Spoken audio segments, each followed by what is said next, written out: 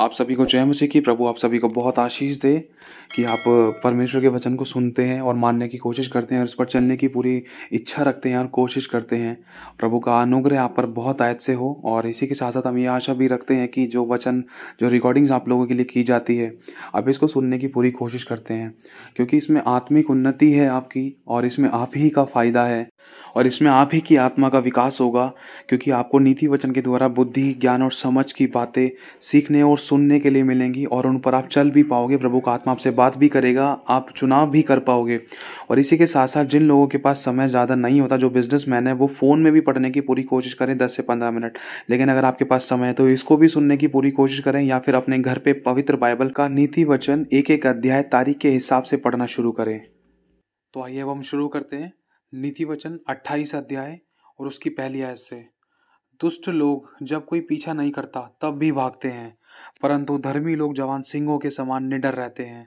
देश में पाप होने के कारण उसके हाकिम बदलते जाते हैं, परंतु समझदार और ज्ञानी मनुष्य के द्वारा सुप्रबंध बहुत दिनों के लिए बना रहेगा। जो निर्धन पुरुष कंगाल पर अंधेर करता है, वह ऐसी भारी वर्षा के समान है जो कुछ भोजन वस्तु नहीं छोड़ती। जो लोग व्यवस्था को छोड़ देते हैं वे दुष्ट की प्रशंसा करते हैं, परंतु व्यवस्था पर चलने वाले उनसे लड़ते हैं। बुरे लोग न्याय को नहीं समझ सकते, परंतु यहोवा को ढूंढने वाले सब कुछ समझते हैं। टेढ़ी चाल चलने वाले धनी मनुष्य से खराई से चलने वाला निर्धन पुरुष ही उत्तम है। जो व्यवस्था का पालन करता वह समझदार सुपुत्र होता है, परंतु उड़ाऊ का संगी अपने पिता का मुंह काला करता है। जो अपना धन ब्याज आदि बढ़ती से बढ़ाता है वह उसके लिए बटोरता है, जो कंगाल पर अनुग्रह करता है। जो अपना कान व्यवस्था सुनने से फेर लेता है उसकी प्रार्थना घृणित ठहरती है। जो सीधे लोगों को भटका कर कुमार्ग में ले जाता है वह अपने खोदे हुए गड्ढे में आप ही गिरता है, परंतु खरे लोग कल्याण के भागी होते हैं। धनी पुरुष अपनी दृष्टि में बुद्धिमान होता है, परंतु समझदार कंगाल उसका मर्म बूझ लेता है। जब धर्मी लोग जयवंत होते हैं तब बड़ी शोभा होती है, परंतु जब दुष्ट लोग प्रबल होते हैं तब मनुष्य अपने आप को छिपाता है। जो अपने अपराध छिपा रखता है उसका कार्य सफल नहीं होता, परंतु जो उनको मान लेता और छोड़ भी देता है उस पर दया की जाएगी। मतलब प्रभु कहना चाहता है इस वचन के द्वारा कि अगर हम अपनी गलतियों को, पापों को, गुनाहों को, अपराधों को प्रभु के आगे आके मान लें, प्रार्थना करें, पश्चाताप करें और उसको छोड़ने के लिए निर्णय ले लें कि प्रभु मैं छोड़ना चाहता हूँ, मेरी मदद करें, तो प्रभु उस पर दया करेगा। क्योंकि पापों ही के कारण मनुष्य की भलाई नहीं होती, और पाप का फल मृत्यु है। और पापों ही की वजह से इंसान के जीवन में घटी समस्या, कमी, घटी परेशानी, बीमारी, लड़ाई दंगा, मौत, एक्सीडेंट्स, ये मृत्यु और समस्या, बीमारी, परेशानियों के बहाने होते हैं। क्यों? क्योंकि शरीर में पाप है, जीवन में पाप है। और जैसे ही इंसान अपने अपराधों को मान लेता और छोड़ भी देता है तो उस पर दया की जाएगी, उस पर क्षमा आएगी। और जब क्षमा आती है तो कोई भी समस्या हमारी ज़िंदगी में नहीं आ सकती, वरन आशीष ही आती है, नुकसानों की भरपाई होती है, बीमारी चंगाई में बदलती है, श्राप आशीष में बदलते हैं, आंसू आनंद में बदलते हैं। कब? जब पापों को क्षमा किया जाता है तो परमेश्वर की आशीष आती है, उसकी दया आती है, क्योंकि परमेश्वर की दया बड़ी है। लिखा है, जो मनुष्य निरंतर प्रभु का भय मानता रहता है वह धन्य है, आशीषित है। परंतु जो अपना मन कठोर कर लेता है, जो मतलब परमेश्वर की बातों पर ध्यान लगाता ही नहीं है, जो बिल्कुल भय नहीं मानता परमेश्वर का, जो डर नहीं रखता, वह विपत्ति में पड़ता है। कंगाल पर प्रभुता करने वाला दुष्ट गरजने वाले सिंह और घूमने वाले रीछनी के समान है। जो प्रधान मंदबुद्धि का होता है वही बहुत अंधेर करता है, और जो लालच का बैरी होता है वह दीर्घायु होता है। मतलब प्रभु यहाँ पर कहना चाहता है कि जो भी इंसान लालच से, सब प्रकार की दुष्टता से, व्यभिचार से, गलत और गंदे काम से बैर करता है उसकी आयु लंबी होती है। क्योंकि यहाँ पर साफ लिखा है, जो व्यक्ति लालच का बैरी होता है वह दीर्घायु होता है। लालच चाहे किसी के तन का हो, किसी के धन का हो, किसी की जॉब का हो, किसी की नौकरी का हो, किसी की पति पत्नी का हो, किसी के बच्चे का लालच हो, किसी भी तरीके से का, चाहे अपनी हवस का लालच हो किसी को भी देखकर, तो उन चीज़ों का जब इंसान बैरी होता है तो वो दीर्घायु हो जाता है।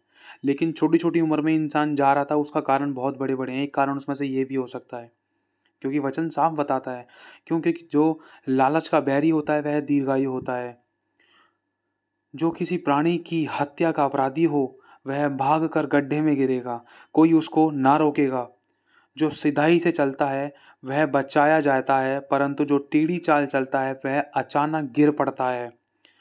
जो भूमि को जोता और बोया करता है उसका तो पेट भरता है। मतलब जो अपने हिस्से का काम करता है, अपनी रोज़मर्रा अपनी नौकरी बिजनेस का अपना पेट भरने के लिए नौकरी बिजनेस करता है, अपने हिस्से का काम करता है, तो प्रभु कह रहा है उसका पेट भरता है। क्यों? क्योंकि जो परिश्रम कर रहा है उसको उसकी मजदूरी मिलनी चाहिए और मिलती भी है प्रभु के अनुग्रह से।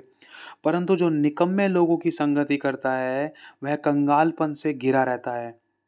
निकम्मा मतलब आप लोग जानते ही होंगे। और लिखा है 20वीं आयत में, सच्चे मनुष्य पर बहुत से आशीर्वाद होते रहते हैं, एक बार होते नहीं वरन होते रहते हैं जो मनुष्य सच्चा है। परंतु जो धनी होने में उतावली करता है वह निर्दोष नहीं ठहरता। क्योंकि देखो जो इंसान 99 के लिए धन्यवाद करता है, वरन एक चाहे है या नहीं है कोई दिक्कत नहीं, जो है उसका धन्यवाद करता है तो वो आशीषित है वरन और बढ़ता जाएगा। लेकिन जो इंसान 99 को 100 बनाने के चक्कर में रहता है वो किसी न किसी तरीके से पाप करने के कारण दोषी ठहराया जा सकता था, दोषी हो सकता था, या कोई ऐसा काम कर सकता था जिसके चक्कर में उसने 99 को 100 बनाने के चक्कर में किसी का पैसा मान लिया, किसी का धन हर लिया, किसी की चोरी कर लिया, झूठ बोलकर कमा लिया, कुछ ना कुछ ऐसे काम कर लिए जिसके कारण उसके जीवन में ये दोष लगाया गया। और 21वीं आयत में लिखा है, पक्षपात करना अच्छा नहीं, और यह भी अच्छा नहीं कि पुरुष एक टुकड़े रोटी के लिए अपराध करे। और 22वीं आयत में लिखा है कि लोभी जन धन प्राप्त करने में उतावली करता है और नहीं जानता कि वह घटी में पड़ेगा। मतलब प्रभु कह रहा है कि जो इंसान किसी भी चीज़ का लोभी है और बहुत ज़्यादा भूख और प्यास रखता है, चाहे धन को लेकर है, चाहे गर्लफ्रेंड बनाने को लेकर है, चाहे किसी प्रकार का लोभ हो सकता है इंसान के जीवन में, पीने का, खाने का, या कुछ भी, कैसा भी कोई ऐसा लोभ जो उसको परमेश्वर के वचन से अलग कर रहा है और पाप पर पाप करा रहा है, जिसके कारण वो घटी में पड़ सकता है, चाहे वो किसी प्रकार की घटी। क्योंकि साफ लिखा है, लोभी जन धन प्राप्त करने में उतावली करता है। अब यहाँ पर धन की बात हो रही है। अब धन प्राप्त करने में जो इंसान धन का लोभ है वो बहुत उतावली कर रहा है, भाई यहाँ से आ जाए, वहाँ से आ जाए, इस काम से मिल जाए, उस काम से मिल जाए, इससे मिल जाए, उससे मिल जाए। तो ऐसे व्यक्ति के बारे में क्या लिखा है, और नहीं जानता, वो इंसान नहीं जानता कि वो और घटी में पड़ेगा। क्यों? क्योंकि जो है उसमें धन्यवादी नहीं है, वरन और पाने की इच्छा के चक्कर में जो है उसका वो भी छेद वाली थैली में, या वो भी ज़्यादा के चक्कर में, लालच के चक्कर में, पाप आने के कारण जो है वो भी निकलते जा रहा है समस्याओं में, चाहे बहाने कुछ भी थे। तो जो किसी मनुष्य को डांटता है वह अंत में चापलूसी करने वाले से अधिक प्यारा हो जाता है।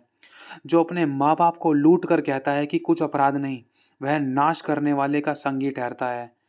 और लिखा है 25वीं आयत में कि लालची मनुष्य झगड़ा मचाता है, और जो यहोवा पर भरोसा रखता है वह हुष्ट पुष्ट हो जाता है।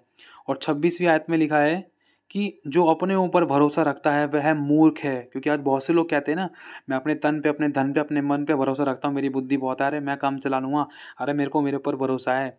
जो भाई मैं तो अपने ऊपर भरोसा रखता हूँ, मैं किसी भगवान पे भरोसा नहीं रखता। तो प्रभु कह रहा है कि देख, जो अपने ऊपर भरोसा रखता है ना वह मूर्ख है, और जो बुद्धि से चलता है वह बचता है। बुद्धि कौन सी? ये बुद्धि का मतलब क्या होता है? बुद्धि किसके पास है? लिखा है कि परमेश्वर का जो भय मानते हैं, जो डर रखते हैं, उसके पास परमेश्वर की बुद्धि रहती है और वही बुद्धिमान है। और जो परमेश्वर के डर में चलता है मतलब वो बचा रहता है, मतलब बुराई से जो बचता है। लिखा है कि बुराई से बैर करना ही परमेश्वर का भय को मानना है, और परमेश्वर का भय मानने से बुद्धि प्राप्त होती है। तो इसका मतलब ये है कि और जो बुद्धि से चलता है, मतलब परमेश्वर के डर मानकर बुराई से बैर करके चलता है, वह बचा रहता है। किससे? मृत्यु के फंदों से, नुकसानों से, आंसुओं से, कलेशों से, दुष्ट आत्माओं से बचा रहता है। 27वीं आयत में लिखा है, जो निर्धन को दान देता है उसे घटी नहीं होती, परंतु जो उससे दृष्टि फेर लेता है, जो उसको इग्नोर कर देता है, वह शाप पर शाप पाता है। और आखिरी आयत में लिखा है, जब दुष्ट लोग प्रबल होते हैं तब तो मनुष्य ढूंढे नहीं मिलते, परंतु जब वे नाश हो जाते हैं तब धर्मी उन्नति करते हैं। तो मेरे भाई और बहनों, इन सभी वचनों के द्वारा प्रभु आपको बहुत आशीष दे। तो अब हम कल मिलेंगे नए अध्याय के साथ, क्योंकि कल जो तारीख है वो है 29, और 29 तारीख के हिसाब से 29 तारीख के अध्याय पढ़ेंगे हम। तो प्रभु आशीष दे आप सभी को। जय मसीह की।